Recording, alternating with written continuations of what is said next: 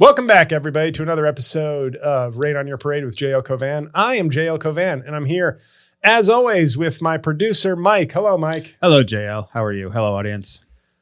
Well, which is it?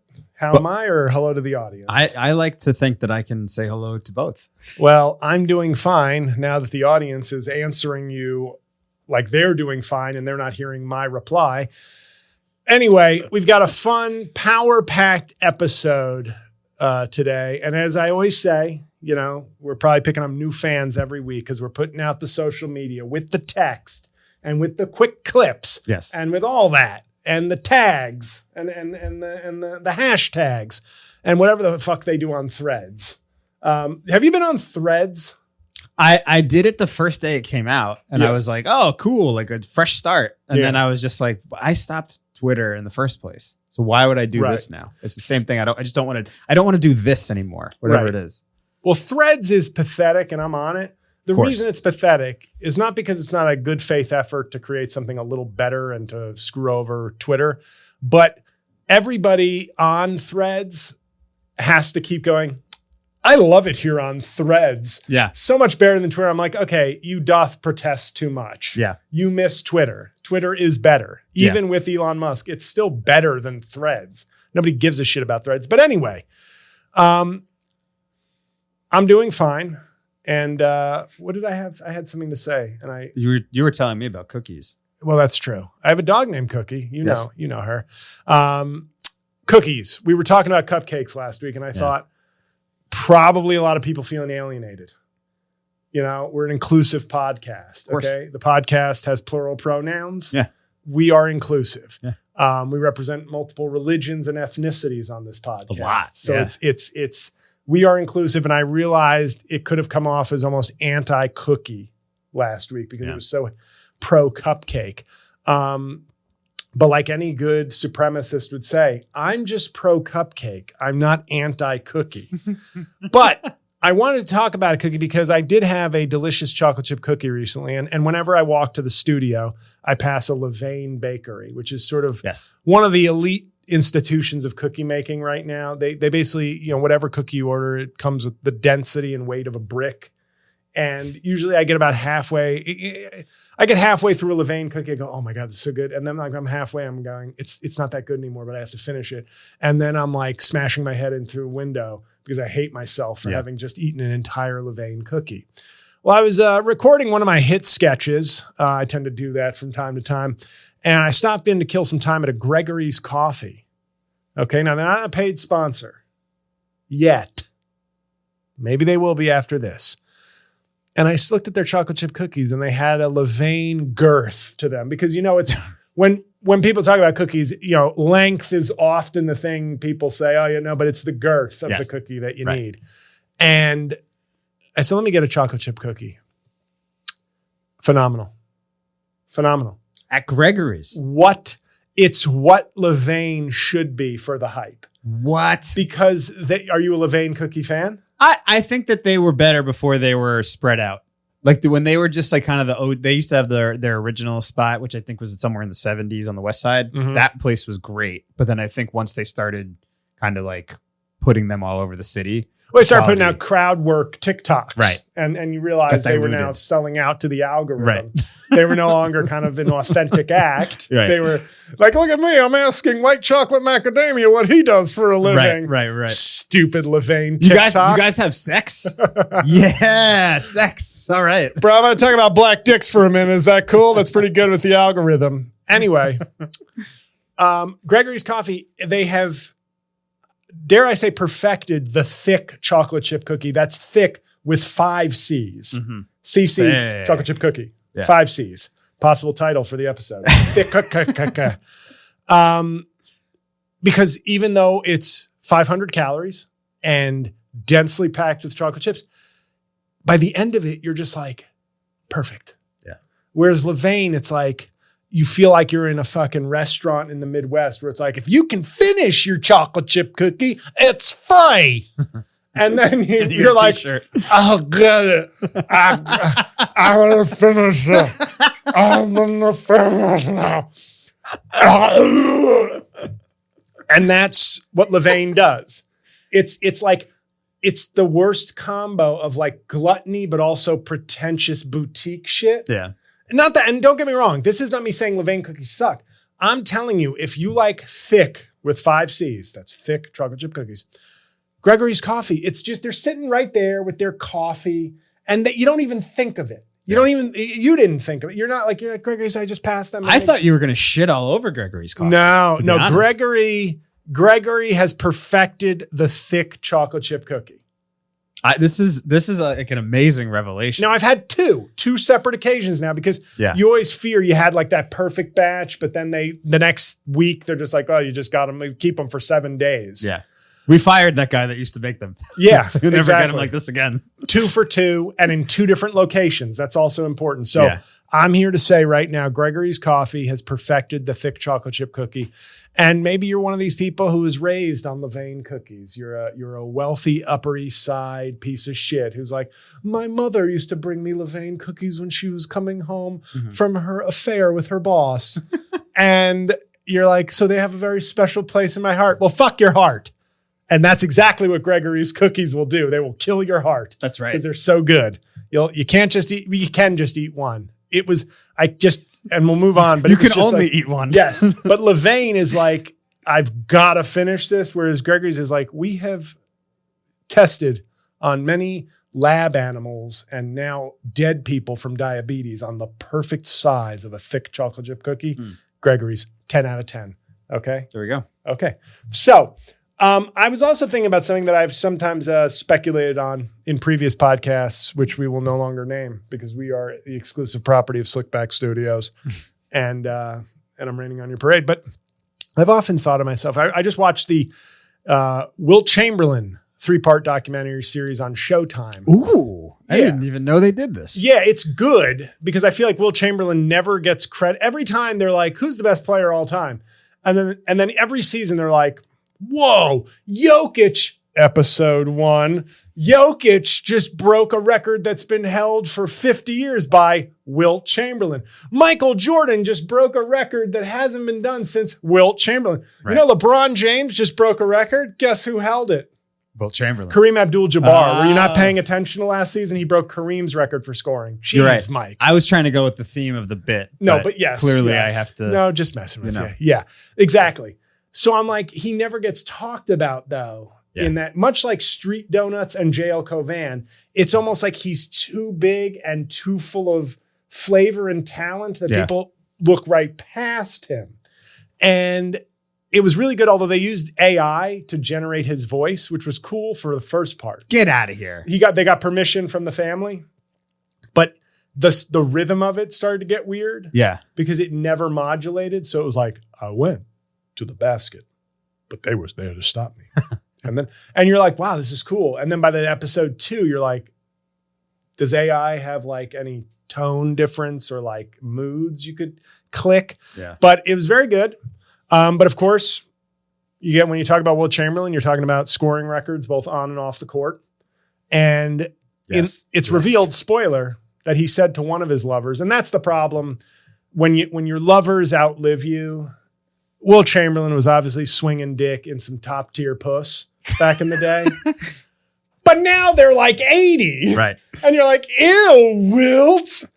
Well, she was like 25 and smoking, but now she's like fucking, Rue McClanahan from the Golden Girls walking up there. And you're like, oh, so Wilt. What kind of stuff do they say? Well, that it was really 2,000, not 20,000. And he said when he put that in his book, he said, what's an extra 0 among friends?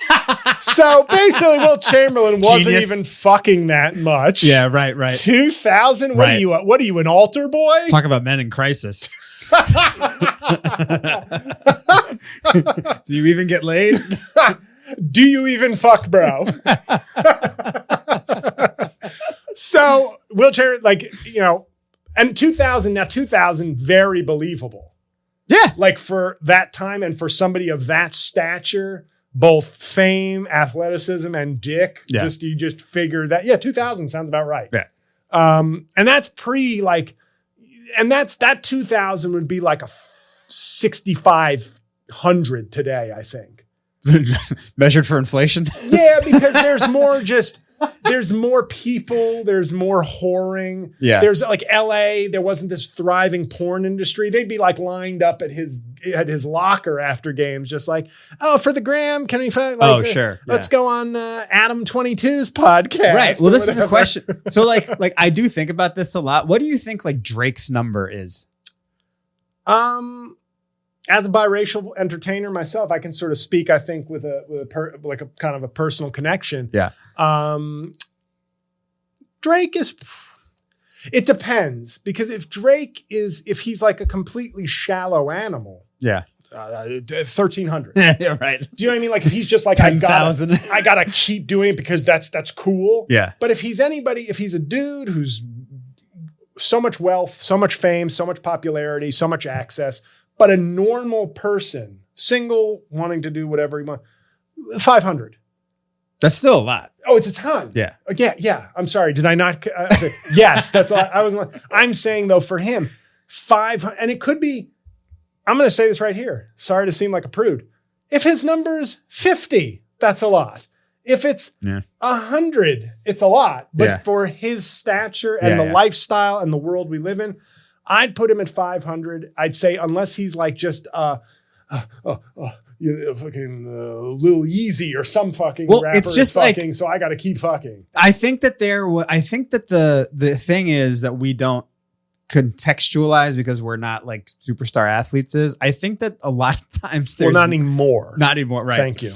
I think there's a lot of times where these guys go out when they're on the road and there's like more than one woman a night often. You know? I've always maintained, I've never had a threesome. Sorry, putting it out there. Once again, good Catholic boy. Yeah. It's not that I'm against it. I'm always just like, I'm perfectly content. A 2 breast to 1 dick ratio is all I need. Yeah. I think that's a Nas song. All I need is 2 breasts, 1 dick. That's also Caitlyn Jenner's mantra, I think. So, right. We're happy about that. And by the way, remember when I talked about, you remember this as a callback, and we'll get back because this is all, we're talking about men in crisis. Yes. That's why we're starting with men who are fucking a ton of women because they're clearly in crisis. The discussion of my solution, which is in my stand-up act, of having trans athletes get huge fake breasts. Yes. And I think that would solve the problem for everybody. And then there was a story about Leah Thompson? The famous college swimmer that has become a cause for right-wing media. I forget what school she's at. I think Penn. But she was like a middle-of-the-road collegiate swimmer as a man and then transitioned to a woman and is now a champion in women's swimming. And that's been like the lightning rod for a lot of right-wing media. But one of the swimmers, either on her team or competing against her, said in the locker room, the person, I believe the first name is Leah, but still has their penis. Yeah. And that it's distractingly big. And everybody made jokes about that. And the New York Post shared it as red meat for their, of course, dick obsessed Christian audience. Yeah. And I thought to myself, once again, what did you think, JL? No. What did you think to yourself? No, the reason I said that is I was thinking of a movie quote that I wanted to throw in. Yeah. Oh yes, from Mission Impossible 6. Thank you. Okay. The bigger the suffering, the bigger the peace. Go watch the trailer for Mission Impossible 6. That was worth the wait. Yeah. The bigger the suffering. Oh, the greater the suffering, the greater the peace. Yeah. That's in the trailer. The greater the dick, the slower the speed. Yeah. And you're telling me he's not just walking around with an average piece, but if he's got a big swinging dick, that can't help her. That can't help her swimming. No. So what's the problem? Other than dick shaming. Is that a thing? Can we coin that on this podcast? Dick shaming? I think dick shaming is certainly something that's common and people pay for it usually. Oh, that's true. That is true. And we're going to talk, by the way, we're going to talk to some of those porn stars soon on this podcast.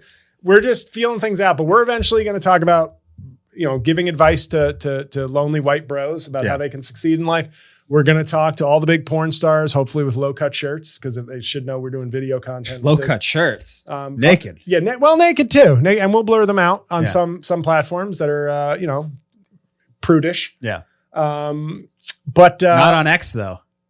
No, you could show it all on X. You really can. And one of the great joys is when I've gone viral a few times on Twitter, and then you see like millions of people liking you, and you're like, oh, who's this person? And then you scroll their page and it's like their first video is just them taking it up the ass. And you're like, oh, well, my comedy has a wide reach. Oh, look at that. Yeah. Oh, okay. You're a content creator as well.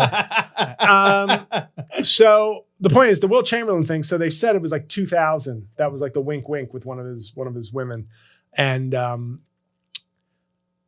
I thought to myself, Will Chamberlain's kind of this gold standard. Warren Beatty is somebody who's always been hailed as a coxman. A coxman. Yeah. And then I thought to myself, excluding women and gay men. Yeah. Okay. Because those numbers are going to be inflated. I guarantee you, whoever's had the most sex in the world is probably a gay man. Would you think? What do you think? Oh, like all time history of people? Yes. Yes. Because I think the Greeks really, it's got to be somebody from like ancient times, I think.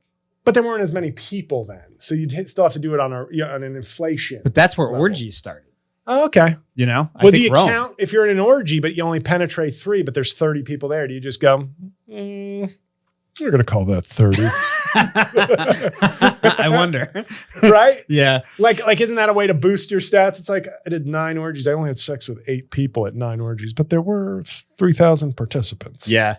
Well, then you also have to think about like Genghis Khan and people like that who were just, which is where gang bang comes from, by the way. People don't know that. Is that true? That can't be true. That's not true. No, the Latin root of gang bang is not Genghis. It's actually Gangnam Style. Oh, right. So just to clear it up for everybody. Whoop. Anyway, I thought excluding those groups, women, because you'll have those porn stars who's like, she had sex with 900 men in a day to set a record. It's like, I'm all for empowerment. Yeah. I think somewhere around Dick 582, diminishing returns on empowerment. Yeah. That's just me. I know. Maybe I'm not as open-minded as the next guy or gal or they, but you know what? I think after 582, it's diminishing returns on the empowerment. You really should just stop there. 582nd load, peak empowerment. 900th, you've almost undone all the empowerment. But I thought, this is the whole preamble. Who's had the best single season of fucking in straight man history? Because I have a choice. I have a pick, and I've already tipped it to you before, but it's a very odd choice. But when I say season, it's not necessarily a year, but it's like a period, like a distinct period where like Sandy Koufax in baseball, yes, is one of these guys where it's like, didn't have the 20-year career, but is always hailed as one of the greats. 6 great years. Because for 6 years, Bob Gibson had that kind, maybe even a better run, but Bob Gibson was also similarly Pedro Martinez. Yeah.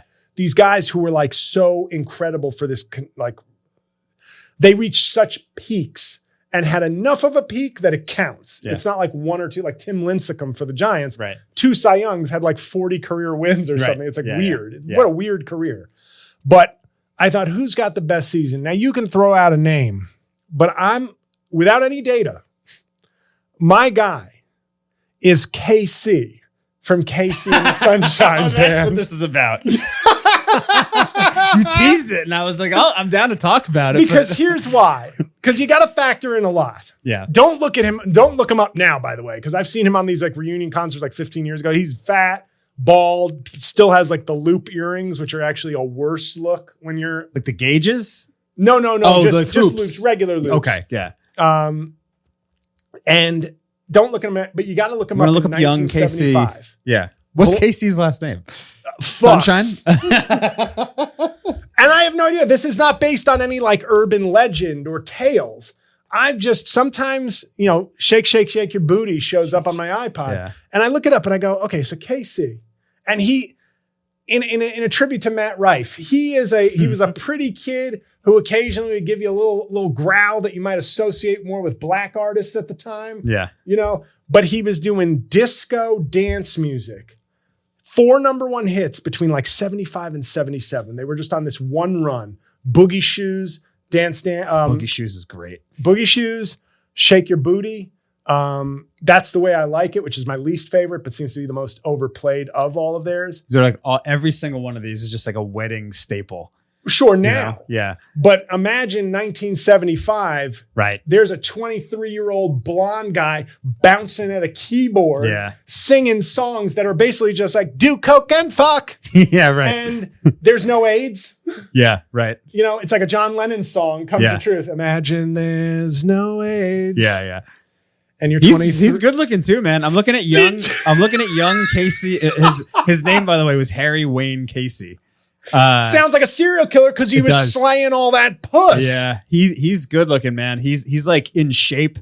This is like literally the picture that you're. I wish I could show it on the screen right now. I don't have it hooked up. Yeah, but he is just like he's not like ripped, but he's like cut. He's Beastmaster toned. Yeah, yeah, and he's behind the keyboard with the long hair, and he's just like bouncing around. Yeah, I see it. But it's not just that, because any pop star in any era, young blonde dude, but he is playing dance music with a hint of black in it. Yeah, yeah. Hint. The rhythm is there, like an au jus. Yeah.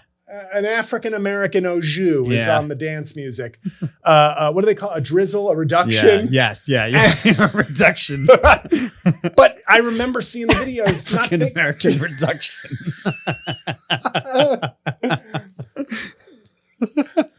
But I remember just having that thought, and Laura thinks this is like the most absurd, stupid shit I've ever talked about. Yeah. But I was just like, it's not that I care. It's a curiosity. Like, if I could just know from late 74 to early 77. Yeah. What's his name? What's his real name? I just deleted it, but it was Harry Wayne Casey, I think. Harry Wayne Casey. Yeah. Is just got to be throwing heat. Sure. Like nonstop. Like it's the 70s. Everybody's coked up. You are the soundtrack of this like finite period. Mm-hmm. They're all going number one. You know, I think there were 4 number ones in there. Not just like top 10, like 4 number ones. You're throwing heat. You're a good looking blonde kid, basically. I just think I would love to know the numbers. And then I find out, of course, he was like Barry Gibb, where it was like he was married right before they got famous, and he just lived 5 number 1 hits for Casey and the Sunshine Band. There you go. Yeah. And I would venture in the comments. This is where we get the fan engagement. Yeah. In the comments. Drop it. Sound off in the comments. Who do you think had a better run? Now, this is not, I don't want to know. This isn't really about like, well, I heard Mick Jagger fucked 4,000 women over 40 years. Don't care. I want like it can be a season. It can be like but then, and with athletes, it's tricky because somebody like Steph Curry, he's married, family guy, Christian. But if he was none of those things, I think he's still disciplined enough that he's not going to be out fucking it. Like James Harden is more the guy. I have some James Harden intel that is interesting. Oh, wow. I just have, through my other job with guys we fucked and people that I know in the circuits where strippers are. He's an active participant. Oh, he's put women through college, like in the champagne room. Well, that's great. In a way. Yeah. It's not as empowering as Load 582. No. But it's still empowering to go to college. It is. Yeah. And have it paid for. Yeah. That's also, I'm told that can be empowering. Yeah. And by the way, what a segue. Okay. So leave in the comments who you think had the best season. And JL Cauvin, summer 2008, a candidate. Yeah. A candidate. Okay. No, it's not. It was good. It was good. It's all I can say is Timbaland, The Way I Are, and Coldplay's Viva La Vida, the soundtrack of my the best summer of your life. My best summer. I used to fuck a lot. It was 2008.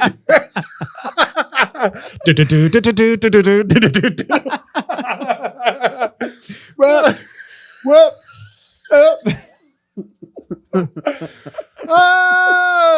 Anyway, guys, that was the Coldplay segment of the show. But summer of 2008. It was the summer of 2000. No. What the fuck were you talking about? Oh, you were about to tell us about Men in Crisis. Yes, Men in Crisis, because now which is a great Will Smith, Tommy Lee Jones movie, by the way. We are the Men in Crisis. I was trying to figure out what movie you were talking about. It's like, what movie are they in the together? One with them. The one that big made one. $300 million. Yeah. That one. Cowboys and Aliens? No, different guys. Daniel Craig Harrison Ford. Come on. But yes, now that you've brought up college, okay, I think it's a perfect time to take a break. Can we take a break? Absolutely. Let's take a break, and we're going to come back and talk about something I hear a lot in the media that I want to discuss and hopefully shit on. That's Men in Crisis, guys. So let's talk about Men in Crisis when we come back.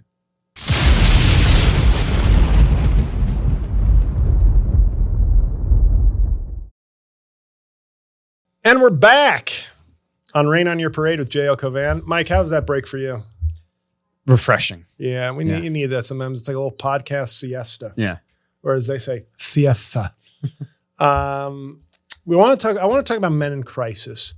I recently lost my day job. So I guess but I'm not like 20. I'm 40. I'm 44 and I just lost my job. That would qualify me, I think, as a man in crisis in most circumstances, except I was very savvy with my money. So I have a lot in the bank. And I have lucrative streams of comedy. Allegedly, possibly, one day. But I hear this a lot, and I think this was like when Trump got elected, this became kind of a thing, like he was speaking to forgotten Americans, and then a subset of that was, the crisis among young men. They're not dating as much. They're not as employable as women. They're not succeeding. Like the general ideas that men are at like a low level of success compared to maybe previous generations. And that's given rise to this cottage industry that I mock. And one day, don't worry, those episodes are coming. With bros in suits, whether they be sort of meek Canadians posing as supervillains like Jordan Peterson, or these guys like this guy, Justin Waller is the guy I keep forgetting to like look up his name, but he's the dude with the Southern accent who's just, shirt open like so, suit, guns tight around the suit. Like it's like a suit, like a high school suit, but he puts it on because it makes his man arms look big. Yeah. And he's just got all the wisdom in the world, all of it. Just he'll tell you, my mother asked me if I wanted to go to Disney World when I was 9. When I got on the airplane, it was coach seats, and I told her to fuck off. And I got off that plane. 2 years later, I was flying first class, and I've never flown anything but first class. That can be, you have to decide. The younger, the better. The sooner you decide that you're not going to accept a substandard life, the better off you'll be. And, the reason I was able to fly first class is that my parents died and I inherited $7 million. But the point is, if I had taken that flight coach, I would have been setting myself up for a lifetime of coach flying instead of a first class lifestyle. So just send me $500 and you can learn all my secrets and tips of the trade to become an alpha male. But I see like there's an audience for this stuff. Yeah. I end up watching it out of like kind of a curiosity. Like it's not for me, but it's like, why are these guys getting big followings? What are they saying? And then I end up having like a chuckle usually. But I think we have to examine the crisis with men. I wonder if this is kind of the same way that like the MAGA audience feels like anything like that black people or immigrants gets is taking from them. Like what if women getting rights and having lives and being able to support themselves and being able to explore their talents fully? And I'm not just talking OnlyFans. I'm talking medical school, law school, business school, the lesser empowering professions than OnlyFans and stripping. But sex work, sorry. Sex work is the right way to say it, right? Yeah. Is sex work, Mike? Is sex work? Yeah. I think for 12-year-olds? Okay. Just let me finish. No, you already said yes. I'm sure your answer won't change. God, you asshole. I'm sure your answer wouldn't change, but just let me finish the question before you blurt out. But for 12-year-olds. Okay, Mike, that's my producer, everybody. What a fucking trap. No, it does not work for 12-year-olds. Well, I don't know. If you've seen some of what I've seen, they seem to work pretty hard.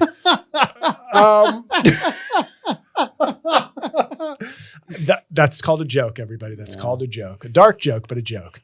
R.I.P. Rest in power, Jeff Epstein. Anyway, my point is, I think there's this hybrid of like women getting stuff is going to maybe limit some opportunities for men. But it's like, okay, the same dudes that will complain about other people getting stuff want a meritocracy. Yeah. Right? They want a meritocracy.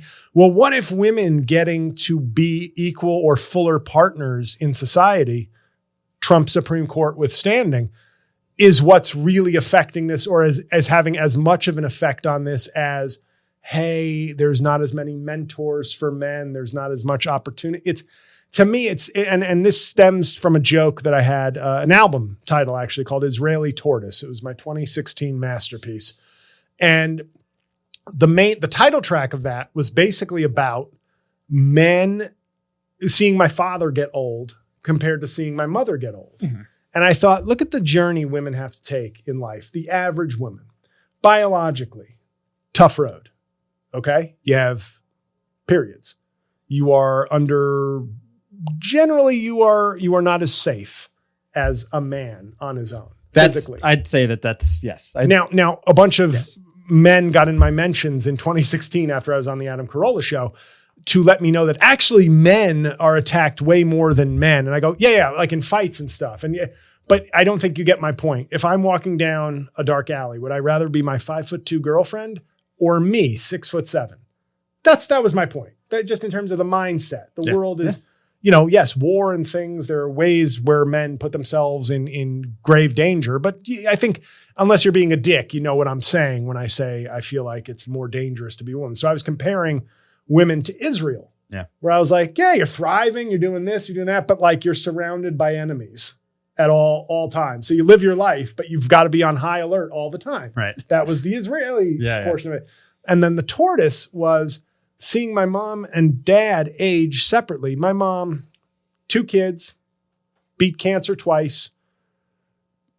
When she got, she just takes things in stride for the most part because it's just like, oh, is this another thing? Yeah. Whereas my dad was always a very tall, fit, regal sort of person, strong, wasn't like a weightlifter or anything, just a naturally strong sort of person. And then once he hit his late 70s, it all collapsed and it was like all too much in a way because it was like, oh my, but everything comes, it's a man's world. I'm strong. I just walk through life. And then all of a sudden challenges hit you that you're not prepared for. And it hits harder. Yeah. You're not immune almost to challenges. Whereas a woman, not these like rich chicks, but a real woman, salt of the earth. Right. No, all women deal with these things, but like, my mom, working class woman, you're going to deal with just a shitload of shit your whole life. And especially the generation she's from. And I wonder if this is what's happening on a larger scale with men now, where it's like, but we always had everything. Right. And now we don't. Opioids, video games, guns, Trump. Yeah. Where it's like, yeah, there might be some factors going, and this is not a data-driven podcast, by the way. Okay? Yeah. Mike failed to do the research I asked him to do. So we're just going off of vibes. I'm lazy. No. No. But in other words, this is obviously just speculation. But in terms of when you look at the different things in the right-wing movements where you're like, oh, you think Black people getting this or immigrants getting this is an automatic, hey, why do they get that? I don't get that. Yeah. Ignoring sort of what went on in the past. And what if women had been equal? What a world, we can't really imagine this. It's hard to imagine, but what would be the world if Black people and women had always been from 1776 equal partners in America and our schooling and our economic systems and our government? What a world, you can't even kind of comprehend what that would be. And maybe we'd be 50-50. Maybe women would be 65-35. Maybe men would be 55-45. Who knows? But I think I see this now with women being like, I think a higher percentage of enrollees at law schools now over the last decade. I think that tide has shifted. And I go, yeah, I mean, maybe men aren't as good, like this, that's like a sitcom hacky cuck kind of way of putting it. Or maybe women, much like what this country has done to Black people, you force Black people or Jewish people, you force people out of the mainstream to make their way inside pursuits. Then they go and dominate those pursuits because all you gave them, it's lemonade out of lemons. You get sports and entertainment. Hey, why are Black people always down? Well, you don't have to look too far back to realize why. Yeah. And that's why I think you see white foreigners coming in and kicking ass in sports, because they're probably coming from circumstances that maybe, especially in like boxing, where it's like, oh, because you're coming from some other struggle. But in America, the struggle has been disproportionately put on Black people, on women, different. And this isn't to say, once again, white people don't have struggles and men don't have struggles. But when I look at the gender divide, I sort of go, but what if all this time you've been sitting on a powder keg of frustrated talent? You've just been sitting on women. Like my mom should be a partner at a law firm. That's just, she would be a rainmaker and a bitch. I'm sorry. I say that because I've seen her at work, and she is a relentless, aggressive, smart, focused person. But in 1961, when she graduated high school, for many personal reasons, she just went to work. Yeah. And she had a work ethic, and she read a lot. And that's what she was able to send 2 kids to high-level private school and private colleges and give them the head start you would expect from a rich person. She was able to do that mostly, and I always joke, I say, and she married a Black foreigner because she thought, let's play the game of life on extra hard level. Yeah. Life plus. High school, okay. The Cauvin EA Sports game, I guess. Woman born in 44 with no college education would be tough. Hall of Fame level. Hall of Fame level. I'm going to platinum this game by getting all the trophies. Yeah. And so I'm thinking of her as an example, but I think, what if we are just unleashing talent of women? And this will shock people listening to the show. They're like, is there a punchline coming where JL goes, I'm just kidding, fucking whores? No, but what if we have unleashed that talent and that motivation, and we've created a world where women are, now granted, there's good news, men. A lot of women out there with arm tattoos. So obviously they're not all focused on the important shit. Okay? There is a rise in arm tattoos that is alarming to me. Yeah. No longer the tramp stamp. Okay. That is a thing of the past. I don't think I've seen a woman with a tramp stamp in my sexual life. I've seen arm tattoos. Well, I'm not going to say, but I am a close personal relationship of mine involves a tramp stamp. Oh, no way. I have a tramp stamp. Oh, that's what I was going. No, I don't. Mazel. No, I don't. Yeah, but it's like, to me, it's almost like, I think we're missing the message, ladies. Get your talent out there. Keep the tattoos hidden. Listen. No. I'm fucking around. Here's what I like, though. I've often said this. I don't discriminate against any race, but I know I can never bring home to my mother a fully tatted up woman. I always used to have the same. The first time. But I love them. Tattooed women? No. I'm talking like only your like holes and nipples are not covered in tats. That's what you're into? I'm into lots of things. Yeah. But that's like one. That's, when I go into Gregory's Coffee. Yeah. I like an assortment of cookies. Yeah. Right. And that's one of them. That may not be my chocolate chip cookie. Right. But it's like, I'll have a little bit of that feels no pain cookie. Yeah. But there are times where I just see a woman who's covered in tattoos, and I don't need like the face, but where it is almost like, wow, that is like sexy art. Mm-hmm. But, we're going to my nephew's high school graduation. Could you cover up a little bit? I feel you. Oh, so... No, and I'm joking, but it's like, I'm not going to lie and say I don't find that attractive, but I also find, I'm also like, geez, that's a lot, lady. Yeah. What was I talking about? This is why I need somebody in the room. I have these brain farts all the time. I don't really remember before the tattoos, to be honest. Tattoos. No, the joke being like the arm tattoo thing feels like almost the new tramp stamp. Yeah. And I'm going, if I were a tattooed person, if I were a person of tattoos, I think that's the right way to say it. I'd be pissed because you've turned what used to be edgy and a culture, like whether I'm a goth chick or a rock star or a biker or in the Navy. Yeah. These used to be things like it's the same way I feel about when we talked last week about like country music, where I'm like, I don't like, even if I'm not like in that world, part of me feels wrong about like, you're not really, country music is something different, right? You're just like, you're abusing the access to this fan base and these politics for an easy route when all you're doing is mediocre pop music. And when I see people with tattoos, I'm like, I want you to be about that life. Yeah, right. And you're not about that Prove life. to me that you will break a bottle over somebody's head. Yeah. Yeah. Like it's I'd be mad if I was a tatted up person because that's the way I would be. Yeah. If I were going to be about tats, I'd be like tatted up. Yeah. Not like I have an ankle tattoo, a foot tattoo, and a little one where you can't see right now, Mike, but maybe later. But women, so the men, the silver lining here is I'm seeing a lot more arm tattoos on women, which tells me all hope is not lost. There are still those women lagging behind the movement who you can really pounce on and move up ahead of. Just kidding. Arm tattoo women's. Ladies. Women's. That's I don't like women's no more. Have you ever seen that video? Oh, the guy in the church who was like, I'm not gay no more. I don't like men's. I like women's. You should look it up. It's one of the funniest videos in the internet's history.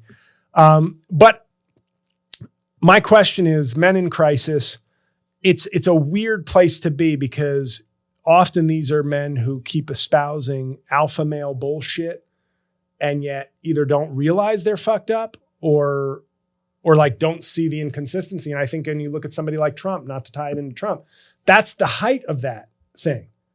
Like Trump is a man in crisis, but does it really matter? He's the former president. He's a billionaire. Like his crisis is mental. And I think you can see a man in crisis, the damage he can do when given power. I think the lesson here is maybe we don't need to give these men in crisis power and platforms. Well, I'd say that's for sure. Right. And it's not, I think it is a problem, but I think too often, the irony here is the same men who will be like, hey, just work hard, stop complaining, get it done, are the ones who need to do that actually. And maybe you're not going to be a superstar. Yeah. Maybe you're not going to be an alpha bro. Maybe you can just get a fucking job, live your life, and try to be a decent person.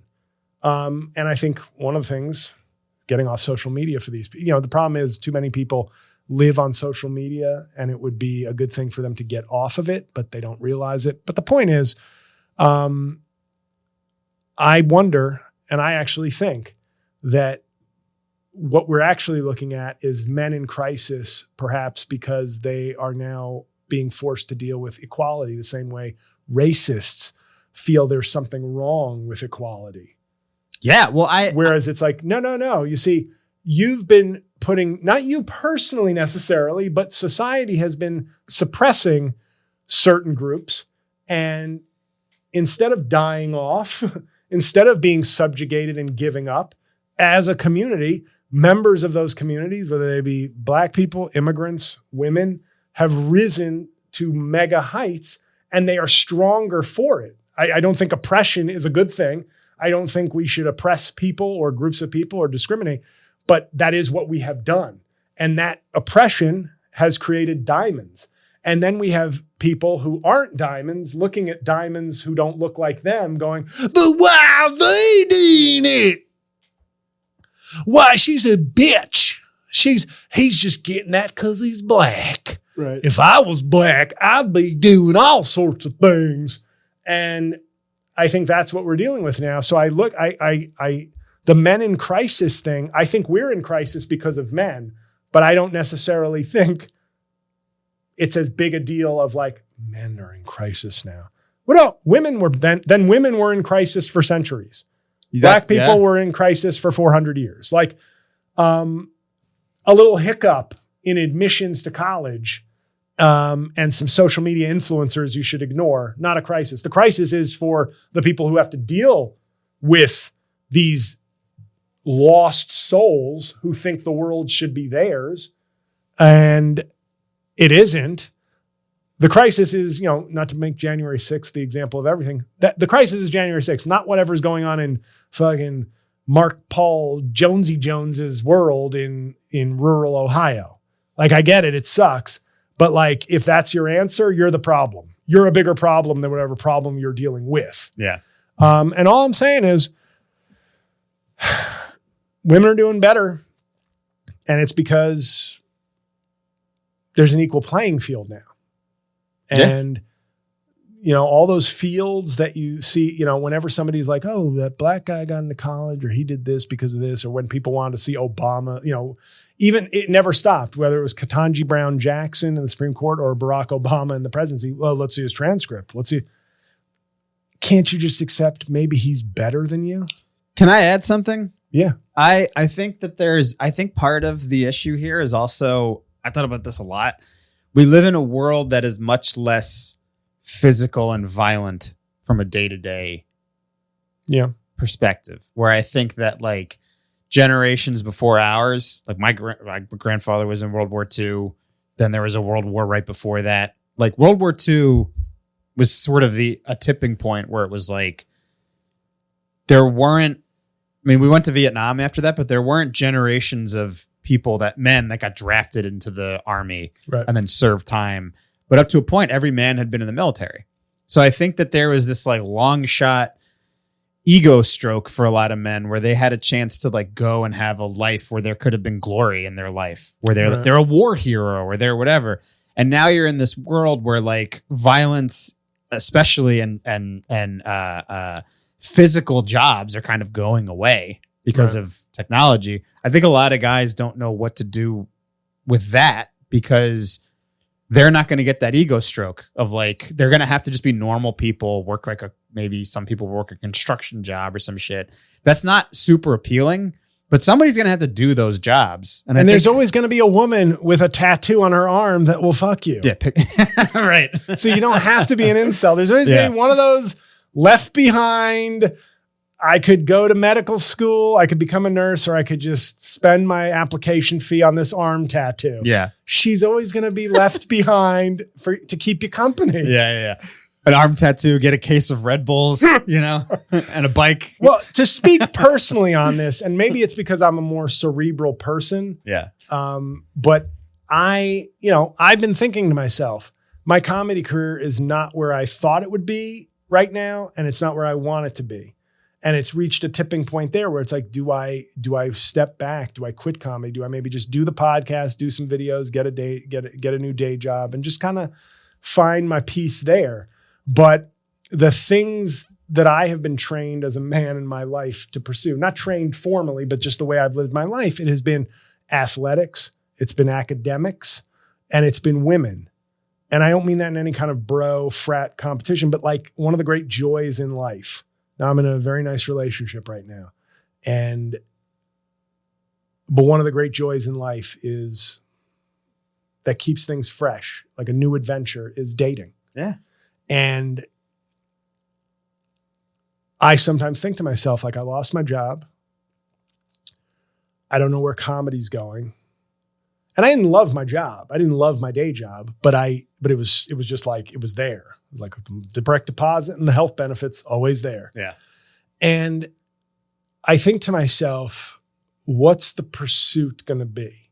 I think it's not necessarily a physical thing, but like I have spent a life, whether it's pursuing athletics, academics, women, or comedy, it's always a pursuit. And my thing is, well, what do I do now?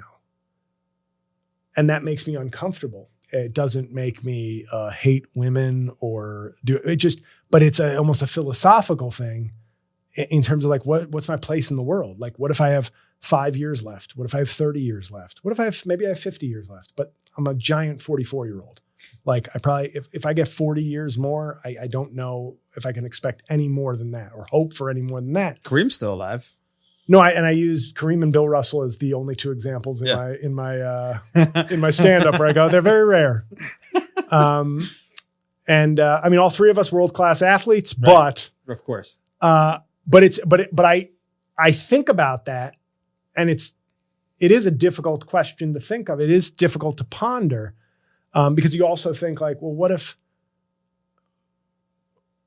and this is hypothetical, but what if my best years are behind me? Like, what if I get to be, what if I'm single or I get a great job or my comedy career takes off and like the combination's no longer there. I'm not who in my mind, I'm still 29 and kicking ass, but I'm really fucking 44 and mediocre. Here's the rub, JL, as we pivot into full-on therapy mode. Yeah. No, but this is my one little like sympathy, but then like where you say I can see to an extent, but then what I don't get is, but you just got to deal with it. And you got to find a way to be useful, and you got to find a way to like pivot and work at something else. And it's, to me, it's these same people who will tell like a single black mom from the inner city, you got to stop complaining about stuff. But the minute their fucking PS5 breaks and they don't communicate with their friends, their 16-year-old bros across the country as 40-year-old men, they're like, well, I'm going to get a fucking gun and shoot up someplace. Like, and but yes, we were veering into full on therapy. I was just going to say that at some point your best days are behind you. Right. And I mean, that's an inevitability of life. And I think that it sucks to think about all of these things. But have you seen Benjamin Bratt though on Poker Face? Listen, but that 59 years old, that man's best days are still ahead. I don't know if that's true, but I think that you can sort of keep, everybody's best days look different than everybody else's best days. Right. You know what I mean? Yeah. So Benjamin Bratt's best days are probably behind him, but that doesn't mean that his future days are bad. His future days are most men's best days. Right. So it's not an insult to him. Like he's keeping it together pretty nicely. But I just think that this is like, that's one of the things that comes with therapy, man. Like I think a lot of younger men probably should be going and aren't. And they have Jordan Peterson and TikTok bros. Yeah, I mean that's a problem in and of itself. But you gotta talk out this stuff, and kind of a lot of it is killing your ego, to at least killing the bad parts of it. You know? Yeah. Because you gotta live with your own. You gotta live with yourself. You know what I mean? It's difficult to do that if you're. But let's be honest here. A lot of people are just cheap, and they'll find something to be led by. Yeah. Whether it's Jordan Peterson or Lizzo or whatever, people will find something that clicks for them. Very few people are leaders. So I think that you have more followers out there than leaders. And it sucks to say that Jordan Peterson is a leader, but he is, in fact, unfortunately, like a thought leader for these people. Right. Not for us, but for these lost people. It's like, it's the perfect grift, you know? And my thing, I realized like about a little over a decade ago, actually like 13 years ago, I remember I was in a very good relationship and I had lost my job. And I didn't know it then that I had my best days. Yeah. I didn't know I was exiting potentially my best days. And I remember a female friend that I worked with, had said, well, why, like, you guys are together. Why don't you move in and like, and I was like, I can't do that. Like, I can't rely on her. Now that stems from my own experience having sort of a 2-parent household, but where the woman was the leader. Mm-hmm. And that didn't look good. It wasn't like I didn't grow up going like, women can be anything. I was like, man, when a woman has to lead, there's a lot of fights. you know what I mean? But I'm saying to cut it down very simply. Yeah. When like the lesson was not, even though part of that lesson, you heard me speak of my mother in good terms, mostly, besides the B word. I meant that as like, that's how, 2/3 of the people she works with would say, unbelievable, great worker. And a third, and they wouldn't be completely wrong, would be, bitch. Yeah. Like, and it's, And I don't, and she's not a victim of the sexist trope of like a woman with powers, but no, my mom wields the power. Yeah. Like, she's not just like, I'm asking you to do something. It's like, fucking do it. It's like, oh, okay. So you're going to use that tone, man. I see. Yeah. But in my house, it's a complex thing because I don't think my mom would have ever been comfortable being taken care of because of her background, losing her mom so young and going to work at 17. But it created a catch-22 of like, well, you don't want to be taken care of, but the man has to measure up to your work ethic, which creates an unsolvable conflict of, okay, well, if I contribute, you don't want to be taken care of. But if I'm not doing this, I'm fucking lazy and not handling my business. Yeah. So to me, the lesson was always, you can't let the woman, not about leading, not about telling her what to do, but you as the man have to be the guy. Subconsciously, that was and that's why I wasn't comfortable at that age being like, yeah, you know what? I'm down on my luck right now.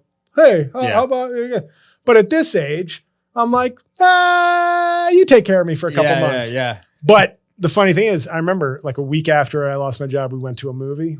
Laura paid for the movie, paid for dinner. I was like, is it my birthday?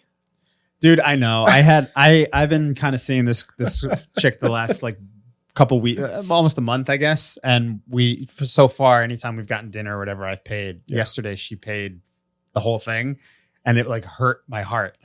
And I feel bad because there's no reason that she shouldn't that I should feel bad about it. But there's just something in my head that's just like, I should have like thrown my body in front of the check, you know? Yeah, just like in the line of fire, like catch it right before it gets there. Yeah, but again, it's like that's my own ego. Like she's a professional woman also. Like she makes good money. There's no reason she can't take me out for dinner. I should be comfortable with it. It was just kind of like in the moment, I was just like, fuck, all right, you could pay. You know, I get that feeling. It's still like, and it's right. It's one of those things where if I couldn't pay, I guess that could feel humiliating, maybe. Right. But in that mode, I'd be like, but I can't pay. Right. I'm accepting the way things are. Right. Whereas like if I can, it feels like that's the man's role. Yeah. But yeah, it's a complicated thing. I started out by obviously just blanketly shitting on people, but I do think that the irony of being held hostage in this country by a group of people that simultaneously there's this movement because they're in crisis, but they're also the most likely group to project, hey, pick yourself up. Right. Don't ask anybody for help. Right. From like these bro influencers, they're exploiting the men, their desire, but I think that's the poison, is that power corrupts. And I think a lot of men want to be that status to then be able to use and or abuse that status. Not just for like, I'm taking care of my family. It's like, you want to flex on people. You want to make other people feel less than. And if you can't, you project onto yourself, oh my God, they think I'm a piece of shit because that's how I think of them when I have some juice or some power. Or that's how I would act if I had power, but I don't. So they think I'm a bitch. Fuck that. And that's what we're stuck with. So the lesson is, ladies, keep doing your thing. Men, that's the lesson. Keep doing your thing, ladies. Don't get tattoos. Yeah, maybe just skip the arm tattoos. Yeah. I don't want this to be the patriarchy equivalent of like a white employer who tells a black employee to cut their hair, ignoring the cultural significance of it. But let's be honest, there's no cultural significance to your tattoo on your arm. You're not a tribeswoman. I was gonna say, not unless you're Samoan. Exactly. To all my Samoan female listeners, unless she's Momoa, Jason Momoa. Yeah. If she's Jason, is he a she there? Is she a she there? I think Jason is still he's a he. Hey man. Yes. Okay. One more break, and then I just want to say one quick announcement at the end. But this was meandering, to be honest. But a little. I just think the men in crisis thing. It's really, even if there's data, I think it's almost one of those things like there is a problem, but we're looking at it, in my opinion, from in criminal justice, I think there's, I just find it ironic that the same people that will be the ones that go, I don't care what happened in his past, he did the crime. I don't care. They seem to be the most hardcore absolutists, but now these are the people we need to look at and say, we need to find them solutions and get them better help. And it's like, maybe they need to adapt. And I get it.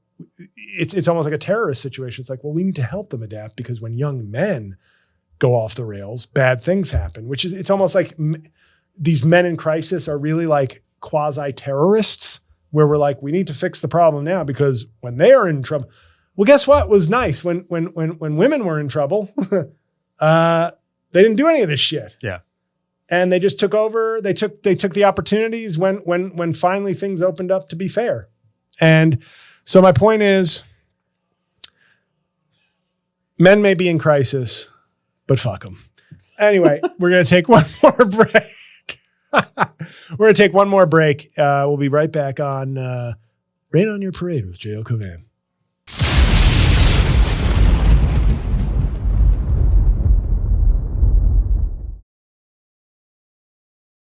And we're back. And guys, now that I've had a break to think clearly and concisely, basically what I'm saying that I find interesting about the men versus women thing, the men in crisis, is what we're really saying is men in crisis, we need to help men, not because necessarily we need to help them, but because if we don't help them, they will become everybody's problem, which is sort of the terrorist nation building sort of thing that so many of these same men would say, I don't want to go to Afghanistan for 20 years. Now I know Afghanistan, bad example, kind of a rough country to fix, but that is the theory behind some of these things. That's why we're helping in Ukraine, not because necessarily Ukraine is the greatest country in the world and the greatest people, though they seem fine and they have a lot of hot women. It's because if we don't, things will be worse. So that's kind of an odd way to help men in this country to be like, we've got to help them because when we don't help them, they're the most dangerous thing on earth. Yes. And with women, if you notice, this is kind of the distinction. When we subjugated women to second-class status for centuries, anybody remember just tons of mass shootings from all that frustration women were clearly feeling? No. And that's probably the best piece of evidence that maybe women, not in a sitcom hacky way, but maybe women are a little better than men. Maybe they are. It's possible. Okay. Sorry, alpha podcasters, but it's possible because look at the evidence. 6 months of frustration, mass shooting, Trump elected. 200 years of subjugation and second-class citizen. Now we can go to law school. So I don't know. There's a soundbite for you, you son of a bitch. Put that on the TikTokers with a hard R. Anyway, guys, let's just talk comedy real quick. The only thing I have to promote this week, and this episode will be up later, but you know what? For me, it's important. Half Blackface. The album took 22 months to come out. The special is still not ready, but it is available when you listen to this podcast. Get yourself on a streaming platform or even be generous and buy it on Amazon or iTunes. It's my greatest stand-up work. Really proud of it. Took a long time to come out. So that's the only comedy I'm going to promote this week. We'll be back next week with some sort of review commentary on somebody else's special. But this week it's about me. And the punchdown of the week happened on my way over here. I just, as of today, put up a Mike Pence sketch and it was very funny. And then the person who commented, as always, is a big fan. You know, they always got to give you all the praise before they tell you how to do your job. Yeah. But it was the roll call of credentials. Yeah. They gave me a thumbs up. And then they said, the Pence needs work, but the content is very funny. More Mitch McConnell videos, please. LOLOL. And I wrote back in sort of paraphrasing, insult my work and then demand more free entertainment. Thumbs down. And that was my gladiator way of saying, I hope you get executed tonight. Pleasant. I don't fuck around on YouTube. No, I didn't write that part. I didn't even think that part. That was just a joke that fell flat. But yeah, that was great because that's a branch of the punch downs that I get, which are, they're not really trying to help the joke. They're just letting me know they're big fans and that something needs to be better. And like I always say, I'll take a troll. I'm fine with a troll. the fan who trolls and doesn't know they're trolling, the most annoying thing on earth. That's not to say you can't criticize, but then just criticize. Don't try to like Trojan horse a critique in a bunch of compliments. And then to demand more free entertainment, like, oh, I prefer this. And I almost said, I'm going to never do Mitch McConnell again. I'm that spiteful. I have that Jordan level of spite in me. But yes, that person was a woman. So in case you thought I lost my alpha male credentials on this episode with all my woke feminism, I entered this studio today shitting on an anonymous woman on YouTube. And she was probably elderly. So it all evens out. Yeah. So thank you, everybody. Go check out my Patreon if you like this or want to see more bonus content. Check out my YouTube. The shows go up on my YouTube channel. Check out other shows. Is the Slickback Studios site going to be up by now? The website? Yeah. Probably not. Okay. Don't check out anything else, but eventually you'll be checking things out on Slickback Studios' whole network, guys. But thank you for listening. I hope you enjoyed this episode. And if you didn't, well, men are in crisis. And that's okay if you didn't enjoy this, because apparently you're in crisis. Bye.